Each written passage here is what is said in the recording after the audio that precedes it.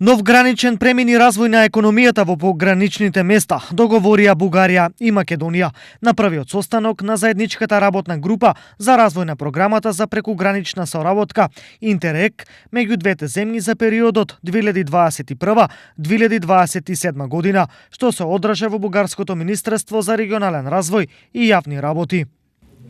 Изградбата и развојот на транспортната поврзаност меѓу двете земји е главен приоритет што ќе ги подобри социоекономските карактеристики на пограничните области во најголем степен, а со тоа ќе придонесеме и за развој на приоритетите на Европската комисија во развојот на регионите. Истакнала Деница Николова, заменик министер за регионален развој и јавни работи на Бугарија.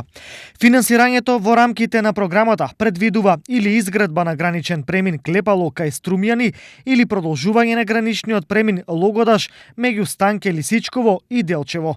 Која мерка ќе биде поддржана ќе се знае од социоекономската анализа која е во тек, а треба да биде готова до крајот на годината, додека пак следната година финансиската рамка за проектот треба да изгласа Европскиот парламент.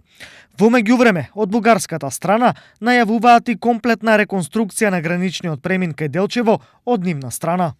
Там в момента обществената поръчка е на ниво разглеждане на оферти, така че се надяваме в края на тази година или началото на следващата вече да имаме избран изпълнител и до края на следващата година, т.е. до края на 2020, да е изграден един напълно нов пункт, който има също 3 трасета в посока, 2 за туристически трафик, който и там е изключително интензивен, особено в почивните дни, и по едно трасе за товарни автомобили.